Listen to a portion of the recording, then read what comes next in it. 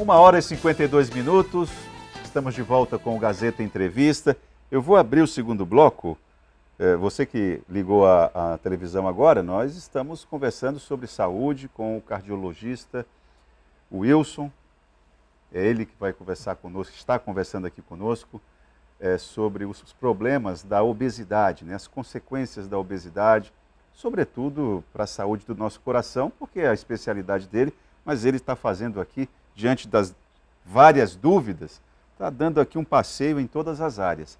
E aqui a Sara Regina, ela está colocando o seguinte, Wilson, todos os dados apresentados são reais, né, da saúde dos acreanos. Porém, prefeituras e governo não têm dado atenção na prevenção, diz ela.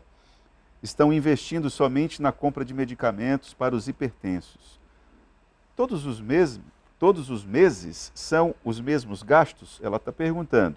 Não sei se você vai ter condições de falar sobre isso, mas ela está perguntando assim, ó, qual a orientação do cardiologista em relação a essa postura do poder público? Isso é uma questão interessante, que um dado da OMS também, ele estima que até 2030 nós vamos ter mais ou menos 500 milhões de habitantes no mundo com doenças secundárias da questão do sedentarismo, AVC, infarto e consequências disso. E que aproximadamente os gastos que vão estar relacionados a isso é de mais ou menos 60 bilhões de dólares para cada país por ano. Então olha aí o que a gente vê, né? Olha o gasto que talvez poderia ser evitado com uma forma de prevenção. Tudo que ela falou está totalmente correto. Então talvez se você investir hoje em políticas de prevenção, atividades, coisas mais simples, com custo muito mais baixo, você vai evitar lá na frente um gasto muito maior.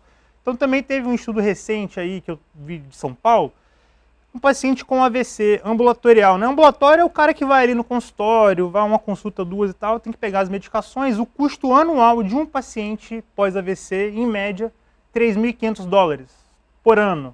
Então, eu não tenho esse dado, mas quantos pacientes têm AVC por ano, somando com os antigos? Então, isso vai virando uma bola de neve. E é exatamente isso. Então, você gasta muito mais na medicação e ali você vai estar evitando um novo, mas o paciente já teve aquele evento. Então, o cara que teve AVC já teve o AVC. Então, você vai fazer só uma prevenção secundária, vai evitar que ele tenha um novo evento. Mas será que se a gente tivesse prevenido esse primeiro evento, não seria muito mais barato a longo prazo? Eu lembro aqui, pegando o gancho dessa pergunta da Sara, não sei se você já viu, várias academias nos bairros. São aquelas pequenas... tem um canto de praça e coloca-se ali um determinado número de equipamentos e aquilo ali é tão mal aproveitado. Se colocasse ali um educador físico, a prefeitura estimulando, tem que ter uma política para isso, né, Wilson? Durante a faculdade a gente estagiava em alguns postinhos de saúde pelos bairros e a gente nunca via ninguém usando. Olha aí. Nunca via vários ali, mas nunca ninguém usando, sabe? Então exatamente isso. Se você coloca ali um educador físico, faz um programa, bota uma música, chama aquela atenção, o público engaja, ele vai, então... Às vezes você vê, mas é uma iniciativa de um ou outro professor isoladamente. Nós temos exemplos aqui, alguns exemplos, mas eu estou falando, é uma política pública para isso, é diferente. Tem aqui a Kel Gomes, eu acho que é a Kel, né? Não sei. Kel Gomes, eu queria saber quais exames específicos podemos realizar para detectar problemas cardíacos, como arritmias, coração crescido, predisposição a um infarto, enfim, patologias associadas que afetam diretamente a funcionalidade normal do coração, ela pergunta. Assim, na verdade tudo começa com a avaliação do profissional, porque às vezes o paciente talvez não tenha indicação, às vezes é um gasto a mais que ele vai ter sem necessidade de fazer aqueles exames. Mas dentre os exames que a gente tem disponíveis para avaliar isso daí, os exames de sangue simples, onde você avalia colesterol, função hormonal, às vezes você pode ter distúrbio de tireoide, que pode estar relacionado. O ecocardiograma é um exame que a gente avalia a questão da função do coração, o coração crescido ou não, né? O próprio eletrocardiograma simples, o teste da esteira. Então a gente tem um arsenal de coisas, e hoje em dia a gente tem até um exame novo, chama angiotomografia de coronária, uma tomografia que faz o desenho das coronárias, e aí é similar ao que seria um cateterismo. Então a gente tem vários exames, então um arsenal grande de coisas para conseguir Mas detectar. você está se referindo a essa estrutura no serviço público ou não? A gente tem disponível no serviço público também. Tem. Também tem. Que olha só, o seu José Barroso, olha só o que ele está dizendo aqui, ó. Eu fiz exames de próstata e deu gordura no fígado. E é bile, é isso? E a bile, e não estou encontrando médico para eu mostrar os exames que ele tem para mim. Ah, os exames, o que ele tem para me dizer, né? Ele está dizendo, sinto muita dor nas costas. Olha, ele fez exames na próstata, constatou-se gordura no fígado e o homem tem dor nas costas. Que samba do crioulo doido é esse aqui? O ideal, assim, o médico, a gente sempre tem o clínico geral, né? Então, o cara que consegue avaliar um pouco de tudo e saberia direcionar para o caso específico. Então, mas quer falar só do fígado, tem um médico hepatologista, né? Tem a parte da próstata, tem o urologista. Mas o clínico geral, ele acaba fazendo toda essa avaliação, até a questão das costas. Só pegando o gancho aí, outra coisa, a falta de atividade física, quando você faz, é uma das coisas que você ajuda a prevenção de osteoporose, né? Osteoporose é o osso frágil no idoso, que aumenta o risco de fratura, aumenta o risco de dor nas costas, dor nas juntas, dor em tudo. Então, a atividade acaba tendo um efeito ali no osso de prevenção de osteoporose. Então, muitas vezes a dor nas costas, a dor no rim, na verdade não.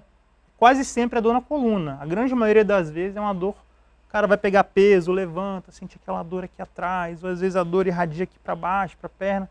Então pode ter muita relação também com isso. Correto. O Freitas, seu Freitas, obrigado, seu Freitas, pela sua participação.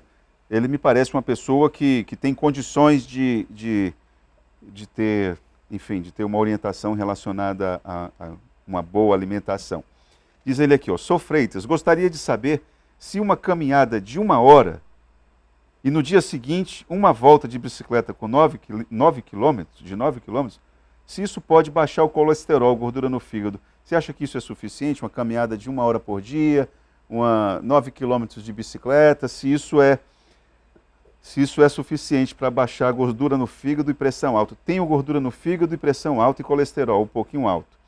E ele pergunta dicas de alimento. Isso aqui é complicado para você dar assim as dicas de alimento, mas eu acho que não... Pode ter nutricionista vendo aqui, daqui a pouco o cara vai dar uma puxada na orelha. Mas... Essa coisa de... Eu nunca tinha visto uma entrevista em que se citava tanto gordura no fígado. Qual a alimentação da gente, o alimento da gente que promove tanto isso, hein? A gente tem muito aquela coisa de, vou comer gordura, então o cara come picanha. Mas, na verdade, não é muito o carboidrato. O excesso do carboidrato, ele é convertido como forma de reserva energética no fígado. Então, aqui disparado é a farinha. Farinha de mandioca, macaxeira, aipim, como fala. Isso é disparado o maior responsável. Entendi. Não tô falando para não comer farinha, mas na verdade... Dá uma dosada, né? É um excesso, a farinha com açaí, farinha, que tudo vai farinha no meio, então talvez dá uma... O professor Farias está lembrando que, vez por outra, acontece episódios de atletas de alto rendimento terem problemas de cardíacos ou um tal do mal súbito, etc. E ele está se perguntando, é genético? Isso aí já é um ponto controverso, que na verdade o exercício físico, a gente tem uma curva, é uma curva que faz, digamos assim, um invertido. Quando você faz atividade física, atividade de moderada, alta intensidade, você tem um efeito aqui, né? Efeito que é bom. Só que esses atletas de alto rendimento já passam um pouco do que seria considerado fisiológico. Então, o cara todo dia faz muita atividade física. A longo prazo, ele tem até uma chance um pouco maior de ter algum problema. Isso foi um estudo demonstrado, mas assim, a carga de exercício para isso é muito alta. Não é nada que eu, por exemplo, a gente aqui na academia vai conseguir alcançar. Assim, uma coisa muito acima do normal. São atletas de outro rendimento, outro nível. Ou às vezes ele tem uma predisposição, tem um fator familiar, tem um fator genético, que tem um risco aumentado aí. E nem sempre é feita essa avaliação adequada, né? Então, às vezes, o atleta ali começa, não faz essa avaliação. É diferente de um clube grande de futebol, que ele tem todo aquele equipamento para identificar. Então, às vezes, ele tem aquele fator ali, não foi identificado, e aí vai dar problema em algum momento. A Rose, ela está colocando aqui um outro elemento. De vez em quando, esse alimento aqui que ela está citando é vilão. De vez em quando, ele é o salvador. O ovo. Olha só. Gostaria de saber do cardiologista para quem quer emagrecer, se pode adequar ovos na dieta e quantos ovos pode se comer por dia. E se o ovo faz mal ou não ao coração. Tem gente que tem atletas fisiculturistas que comem 20, 30 ovos por dia. E aí, o ovo, ele foi tido como vilão aí por algum tempo, colesterol e tal, mas na verdade o ovo ele é uma alta fonte de proteínas. Então quando você ingere mais proteína, melhora a questão da saciedade. Então é melhor ele comer 2, 3 ovos ali do que comer 1 quilo de arroz e talvez ele vá ter a mesma saciedade. Não existe essa de quantos ovos por dia no máximo você precisa comer. Mas uma dieta mais rica em ovos, assim, tem mais proteína, não chega a ser maléfico. O problema maior, eu vou ser bem sincero, é a forma que o ovo é feito. Então, eu já vi, a gente rodava nos postinhos de saúde, a gente fazia visita domiciliar na casa, e às vezes o pessoal estava fazendo, e aí o ovo era assim, mergulhado em óleo. Aí está o problema, aí está um problema muito grande. Vai e bota meio pote de manteiga. Aí é um problema, a forma que você faz aumenta muito. Então, a fritura ali aumenta muito a questão da caloria e muda a questão do valor nutricional. Ele tem um valor X de gorduras, aí você bota óleo pra caramba ali, ele pode dobrar, pode triplicar, e aí já não é mais tão saudável assim para a dieta da sua dieta.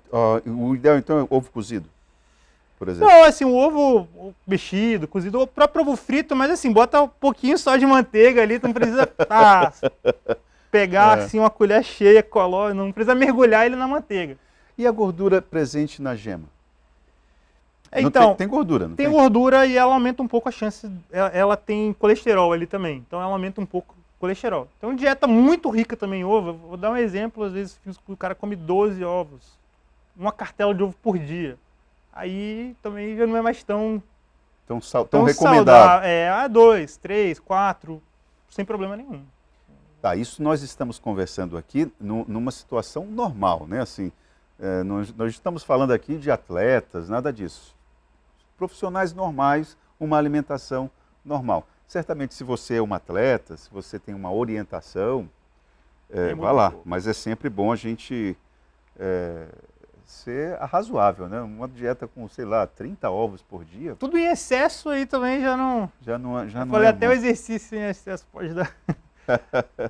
Pergunta para ele se no posto do Primavera não usa os aparelhos para atividades físicas. Está tudo bonitinho, pintura nova, azul e nada de usar para fazer academia. O professor aqui já é outro professor, o professor Faria já é um outro professor. Professor, muito obrigado. Aqui já tem um outro lance. Então, Primavera foi um posto que eu estagiei quando eu era acadêmico. Olha só, que bom. Primavera, talvez o seu Farias me conheça, então. Deve... E lá ele está falando que tem uma academia dessas, que está tudo bonitinho, segundo ele está tudo azul, mas não tem ninguém usando. É exatamente isso. O exemplo que eu dei foi pensando nessa situação. No posto Primavera. Ô Wilson, teve um senhor, recentemente, lá no Igarapé de Abinho, o senhor Tarcísio, ele falou, Itaã, eu descobri há pouco tempo que o coração tem uma conversa muito próxima com o rim.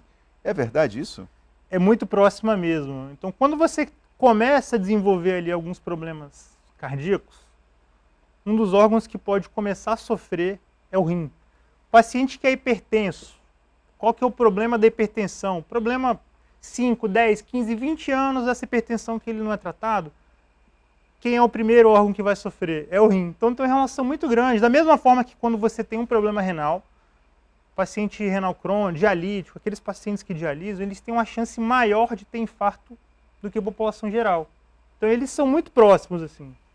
É estranho, um prejudica, né? O outro, tratamento de um às vezes prejudica o de outro, então é até difícil para você correlacionar. Para nós que não entendemos de fisiologia, isso aí é meio estranho. Boa tarde, eu me chamo Nádia, muito obrigado pela participação de vocês. Hoje vocês que estão conduzindo aqui. E não estou conseguindo dormir, sinto muita dor no peito, como se o meu coração tivesse acelerado. Essa dor desce para o braço e nas costas, embaixo do meu braço. Já fui ao médico, fiz raio-x, mas não deu em nada. Se foi só o raio-x, talvez não seja o suficiente para fazer essa avaliação, né? Se o raio-x é normal, não quer dizer que ela não possa ter um problema coronariano. Então, talvez ela precise fazer uma avaliação aí um pouco mais profunda, um eletro, um teste de esteira, alguma coisa que você consiga avaliar, estratificar melhor essa dor. Né? Então deveria... Então talvez ela precise de uma avaliaçãozinha a mais. E a ideia nós estávamos falando do excesso do consumo de farinha. A nossa faz parte, é um alimento que faz parte da cultura do acreano. Nós construímos uma nova cultura. Deixamos o refresco de maracujá e de cupuaçu e adotamos a Coca-Cola, esses refrigerantes aí. E o refrigerante, como é que você classifica isso aí? O refrigerante também não deixa de ser um vilão, né? É muito açúcar. Se você pegar o valor nutricional, é basicamente açúcar, carboidrato. Né? Uma porção, 21 gramas de carboidrato, que dá 90 calorias. Então o cara vai lá, bebe 1, 2, 3, 4, 5, 6, 7 latinhas. Olha o tanto de caloria que a gente chama de caloria boba, que ela não vai ter nutriente nenhum. Né? Não vai aumentar você a chance de ganhar massa muscular, não vai ganhar nada. Então, o refrigerante é um vilão aí. Se a gente for parar para ver nos Estados Unidos, lá, os caras bebem 1 litro de refrigerante todo dia, toda hora, o dia inteiro. Então, e é um índice de obesidade assombroso, né? E de câncer no estômago também, exatamente, né? Porque é uma caloria que você às vezes não está vendo. Um copinho aqui de refrigerante, 120. Bebe mais mais 120. Tomou 10 copos de refrigerante ali num dia, 1.200 calorias, o ideal para uma pessoa, em média, 2.000 a 2.500. Então, olha aí, que você vai somando. Talvez ele fosse melhor desviar para alguma coisa um pouco mais interessante. A preferência é o zero, mas ainda assim o zero tem ali seus poréns também. Né? A ideia é tomar um suco, um refresco, uma coisa. Água com gás com limão ali. Tá. Correto. Bom, a Selma está perguntando o seguinte: gostaria de saber do doutor, quem tem pré-diabetes tem mais risco de ter doença cardíaca? O pré-diabetes, então, a gente tem 3 degraus, né? O paciente que não é diabético, o paciente pré-diabético e o diabético. Então, o diabetes, ele está com o pé mais para próximo do diabetes. Então, o risco dele, o risco cardiovascular desse paciente, ele já é aumentado. Então, ele é um paciente, uma pessoa que já tem que ter mais cuidado. Pensar nessas mudanças de estilo de vida, mudar a dieta, ou em alguns casos até é necessário já começar a medicação, uma medicação aí que diminua a resistência à insulina, né? Então, tira você desse degrau do meio e desce mais um degrauzinho para a mesma classe de população não diabética. O ruim é isso, é essa nossa mudança de hábito. Isso é o que pega, Wilson.